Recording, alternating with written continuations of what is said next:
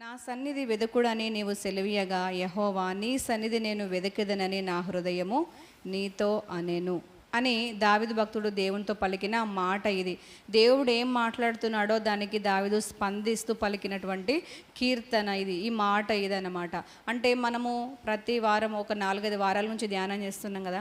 మనం ప్రార్థన చేసినప్పుడు దేవుడు తొందరగా వినాలి, జవాబు ఇవ్వాలి, దానికి దేవుడు రెస్పాండ్ అయ్యి మనకు విడుదల ఇవ్వాలని మనం ఎంత ఆశపడి కోరుకుంటామో, అలాగే దేవుడు కూడా మనము వినాలని, తను మాట్లాడితే, దేవుడు పిలిస్తే, దేవుడు ఒక కార్యం సెలవిస్తే దానికి మనం కూడా స్పందించాలని దేవుడు అదేవిధంగా కోరుతున్నాడు అని ఈ యొక్క వాక్య భాగం ద్వారా మనం తెలుసుకుంటున్నాం. ఇంకా అనేక మంది భక్తులు కూడా దేవుడు పిలిచినప్పుడు లేదా మాట్లాడినప్పుడు ఆయనకు స్పందించి వాళ్ళు దీవించబడ్డవారు ఉన్నారు. ఇంకా దేవునికి స్పందించకుండా వారు ఎంతో శ్రమను సమస్యను అనుభవించిన వారు కూడా ఉన్నారు అని మనము కొద్ది రోజుల నుంచి ధ్యానం చేసుకుంటూ వస్తున్నాం. ఇంకా కొంతమంది బైబిల్లో ఉన్నారు, వారు ఎలాంటి వారు అంటే వారికున్న శ్రమలో, వారికున్న సమస్యలో, వారికున్న క్రిటికల్ పొజిషన్లో దేవుడు సెలవిచ్చిన మాట ప్రకారం వారు స్పందించి, చేసి, జరిగించి, వారు ప్రవర్తించి ఆ సమయంలో శ్రమల పాలైనప్పటికీ, ఆ సమయంలో అవమానం పాలైనప్పటికీ, ఆ సమయంలో వారు దుఃఖం పాలైనప్పటికీ, వారు నింద పాలైనప్పటికీ, ఆ తర్వాత ప్రజలకు దీవెనకరంగా, దేవుని నామానికి మహిమకరంగా, అనేక మందికి ఆశీర్వాదకరంగా వారు చరిత్రలో నిలిచిపోయినట్టుగా వాక్యం సెలవిస్తుంది. అలాంటి భక్తులు ఎవరెవరు ఉన్నారో వారి గురించి మనము దేవుని చిత్త ప్రకారంగా మనకున్న సమయాన్ని బట్టి ఒకరిద్దరి గురించి మనం ధ్యానం చేద్దాం. ఆదికాండం 26వ అధ్యాయంలో మనకు అక్కడ ఒక వ్యక్తి కనిపిస్తున్నాడు.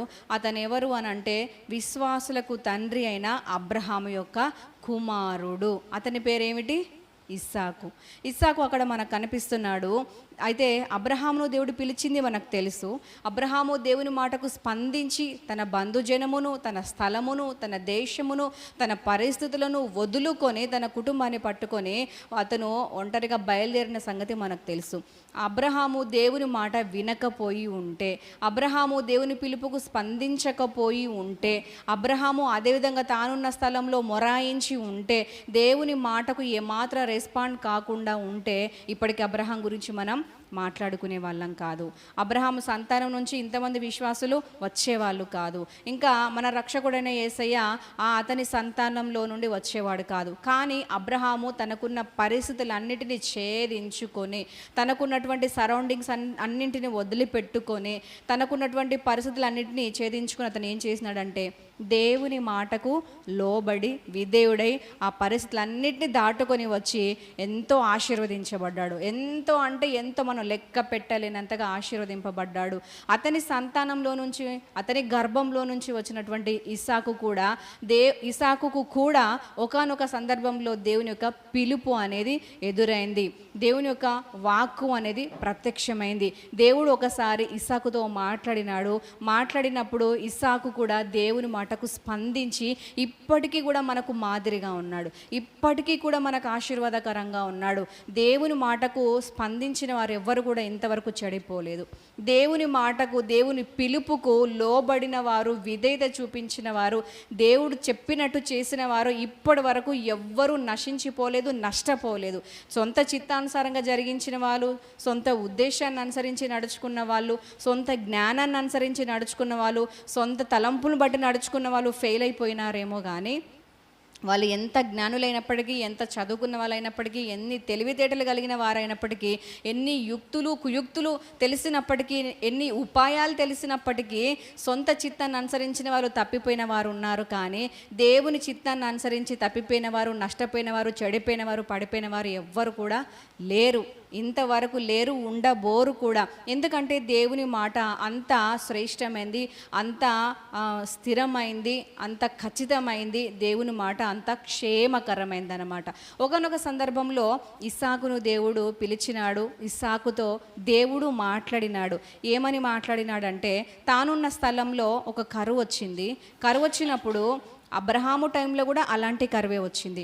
నీ తండ్రి అయిన అబ్రహాం టైంలో ఒక కరువు వచ్చింది, అతను ఐగుప్తులోనికి వెళ్ళినాడు. ఇసాకు నీ సమయంలో అదే కరువు వచ్చింది, కానీ నువ్వు ఐగుప్తులోకి వెళ్ళకూడదు అని దేవుడు ఒక మాట సెలవిస్తున్నాడు, ఒక పిలుపునిస్తున్నాడు, ఒక విషయాన్ని సూచిస్తున్నప్పుడు ఎందుకు దేవా, మా తండ్రి వెళ్ళినాడు కదా, అతను ఎంతో ఆస్తిపాస్తులతో మరలా తిరిగి ఆ ప్రాంతం నుంచి తిరిగి వచ్చినాడు కదా, నేను కూడా వెళ్తా, నాకు కూడా మేలే జరుగుతుంది, నీవెందుకు వద్దంటున్నావు అని దేవునికి ఎదురు తిరిగి మాట్లాడి అతను తన ఇష్టానుసారంగా ప్రవర్తించలేదు. కానీ సరే దేవా, నీవు అన్నావు కదా, నీ మాట చొప్పున చేస్తాను అన్నాడు. హల్లెలూయా! ఎంత మంచి విధేయత! అబ్రహాము దేవునికి విధేయత చూపించినాడు. అదే విధేయత అనేది ఇస్సాకు యొక్క రక్తంలో అది కూడా ప్రవహించింది, అది కూడా పనిచేస్తుంది. అబ్రహాములో నుంచి ఇస్సాకులోకి అబ్రహాంతో పాటుగా విశ్వాసం వచ్చింది, విధేయత కూడా వచ్చింది. మనం ఎట్లాంటి వారమైతే, మనం ఎట్లాంటి విశ్వాస క్రియలు ప్రదర్శిస్తే, మనం ఎట్లాంటి భక్తి ప్రదర్శిస్తే, మనం ఏ క్రియలు ప్రదర్శిస్తే, మనం ఏ ప్రవర్తన ప్రదర్శిస్తే, మన పిల్లలు, మన తరాలు కూడా వాటిని చూసి ఇన్స్పైర్ అవుతూ ఉంటారు. కాబట్టి అబ్రహాము తన కుమారునికి ఏ విధంగా విశ్వాసాన్ని, విధేయతను ప్రదర్శించి అతనికి మాదిరిగా నేర్పించి ఒక మంచి స్థాయిలో తన కుమారుణ్ణి చూడగలిగినాడో, మనం కూడా అదే విధంగా మన భవిష్యత్ తరాలకు మంచి విశ్వాసాన్ని, విధేయతను, క్రమాన్ని మనము చూపించి, మార్గదర్శకంగా చూపించి వారిని మంచి స్థాయిలో మనము చూచేవారంగా ఉందుముగాక. ఆమెన్. ఇస్సాకు కూడా దేవుడు సెలవిచ్చినప్పుడు నువ్వు ఐగుప్తులోనికి వెళ్ళకూడదు, నీవు నేను చెప్పిన స్థలంలో ఆగిపోవాలి అని అన్నప్పుడు ఇస్సాకు కూడా ఏం చేసినాడంటే దేవుడు చెప్పిన మాటకు లోబడి విధేయత చూపించి దేవుడు చెప్పిన మాట చొప్పున తాను ఒక స్థలంలో ఆగిపోయినాడు. దేవుడు చెప్పిన స్థలంలో ఆగిపోయినాడు. మనం కూడా మనకెంత లాభమున్నా, మనకెన్ని అనుకూలతలున్నా, మనకెంత మేలున్నా దేవుడు చెప్పిన స్థలాన్ని మనము దాటి పోకుందుముగాక, దేవుడు చెప్పిన స్థలంలో మనము నిలిచిపోవుదుముగాక. ఆమెన్. ఇస్సాకు ఆ విధంగా దేవుడు చెప్పిన మాట చొప్పున దేవుడు చెప్పిన స్థలంలో నిలిచి ఏం చేసినాడంటే, దేవా నువ్వు చెప్పిన స్థలంలో నేను ఆగాను, ఇంకా ఏం చేయాలి అని దేవుని దగ్గర విచారణ చేస్తున్నప్పుడు దేవుడు వాక్యం మనం గడిచిన వారంలో ఏమని ధ్యానించుకున్నాం, దేవుడు తనను వెదకని వారికి ప్రత్యక్షమైన దేవుడు, వెతికితే ఇంకా నిశ్చయంగా ప్రత్యక్షం అవుతాడు. కాబట్టి ఇస్సాకు వెతుకుతున్నాడు దేవుని. మనం కూడా ప్రతి పరిస్థితిలో దేవుని వెతికే వారంగా, ఆయన కృప పొందుకునే వారంగా, ఆయన మాట పొందుకునే వారంగా, ఆయన దగ్గర నుంచి జవాబు పొందుకునే వారంగా మనము ఉందుముగాక. ఆమెన్. ఇస్సాకు దేవుని అడిగినప్పుడు దేవుడు స్పందించి దేవుడు మాట్లాడుతున్నాడు. ఏమని అంటే, నీవేం చేస్తావంటే ఈ స్థలంలో ఇది కరువు ప్రాంతం కదా, ఇక్కడ నీరు లేవు కదా, ఇక్కడ ఆహారం లేదు కదా, ఇదే ప్రాంతంలో నీవేం చేయాలి, విత్తనాలు వేయాలి. విత్తనాలు వేయటము మనము సాధారణంగా మనం చూస్తే లోకంలో ఎక్కడ విత్తనాలు వేస్తారు, ఇక్కడ నీరు అనేది సమృద్ధిగా ఉంది, ఇక్కడ విత్తనం వేస్తే మంచి ప్రతిఫలం వస్తుంది, ఇక్కడ మనం పెట్టిన పెట్టుబడికి మంచి ప్రతిఫలం వస్తుంది, ఇక్కడ మనం డబ్బులు వెచ్చిస్తే తిరిగి అంతకంటే రెట్టింపు మనం పొందుకోగలుగుతాము అనే దాంట్లో మనము వెచ్చించడానికి ఇష్టపడతాం. అలాంటి స్థలంలో మనం విత్తనాలు వేయడానికి ఇష్టపడతాం.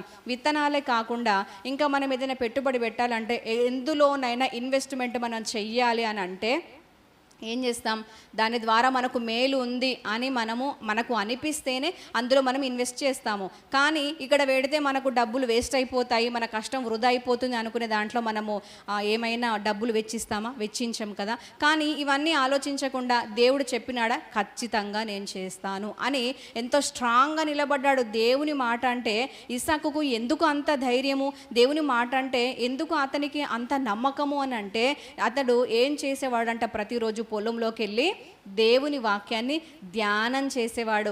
దేవుని వాక్యం ప్రతిదినం ధ్యానం చేసేవారు ఎలా ఉంటారని వాక్యం సెలవిస్తుంది. 1వ కీర్తనలో మనం చూస్తే అక్కడ వాక్యం సెలవిస్తుంది కదా, దివారాత్రము దేవుని వాక్యము ధ్యానం చేసేవారు వారు ప్రతి విషయంలో సఫలులు అవుతారు అని వాక్యం సెలవిస్తుంది. కాబట్టి ఇస్సాకు కూడా ప్రతిదినము రాత్రింబగలు వాక్యాన్ని ధ్యానం చేసేవాడు అని మనకు వాక్యం స్పష్టంగా సెలవిస్తుంది. కాబట్టి అతనికి అంత నమ్మకం కలిగింది, ధైర్యం కలిగింది. నేను సఫలుని అవుతాను, నేను నమ్మిన దేవుడు బలవంతుడు, శక్తిమంతుడు, సమస్తము సాధ్యం గలవాడు, నా తండ్రి విషయంలో గొప్ప కార్యం చేసినాడు, ఆయన ఒక మాట సెలవిస్తున్నాడు అంటే ఏదో మేలే ఉంది, దేవుని మాటలో నాకేదో మేలే ఉంది అని ఆలోచించి నమ్మినటువంటి ఇస్సాకు దేవుడు చెప్పినట్టుగా ఎండిన నేలలో ఏం చేస్తున్నాడంటే అతను దున్ని విత్తనాలు వేస్తున్నాడు. ఇస్సాకు తన చుట్టూన్న వాళ్ళందరికీ పిచ్చివాళ్ళలా కనిపిస్తున్నాడు. కానీ ఎప్పుడైతే దేవుని మాట వినడానికి ఇష్టపడి ఎండిన నేలలో దున్ని అతను విత్తనాలు వేసినాడో వాక్యం ఏమి సెలవిస్తుంది అంటే 100 ప్రతిఫలం దేవుడు అతనికి అనుగ్రహించాడు. హల్లెలూయా. మనము దేవుని మాట నమ్మి మనుషులు మనల్ని అవమానపరుస్తున్నా, మనుషులు కించపరుస్తున్నా, మనుషులు అర్థం చేసుకోలేకపోయినా దేవుడు చెప్పిన పనిని మనవంతగా మనము సీరియస్గా సిన్సియర్గా చేసుకుంటూ వెళ్తున్నాము నమ్మకం పెట్టి అని అంటే తప్పకుండా 100 ప్రతిఫలం మనకు ఉండబోతుంది. హల్లెలూయా. ఇస్సాకు దేవుడు చెప్పిన మాట విని ఎక్కడేసినాడు విత్తనాలు? మంచి నీరు పుష్కలంగా దొరికే స్థలంలో కాదు, కరువులో, నీరు లేని స్థలంలో, ఎండిన నేలలో దున్ని విత్తనాలు వేస్తే దేవుడు దాన్ని దీవించాడు. మనము దేవుడు చెప్పిన మాట విని మనం పని చేస్తున్నట్లయితే మన పనిలో మనకు దీవెన ఉంటుంది. కాబట్టి దేవుడు చెప్పిన పని చేసి మనము దీవించబడదుముగాక. ఆమెన్. ఇస్సాకు ఏం చేసినాడు? విత్తనాలు వేసినాడు. 100 ప్రతిఫలం దేవుడు ఇస్సాకుకు దయచేసినాడు అని వాక్యం సెలవిస్తుంది. అలాగా ఇస్సాకు దేవుని మాట విన్నాడు కాబట్టి 100 ప్రతిఫలం పొందాడు. మనకు దేవుడు ఈరోజు ఏం చెప్తున్నాడు? ఎన్నో చెప్తున్నాడు కదా దేవుడు.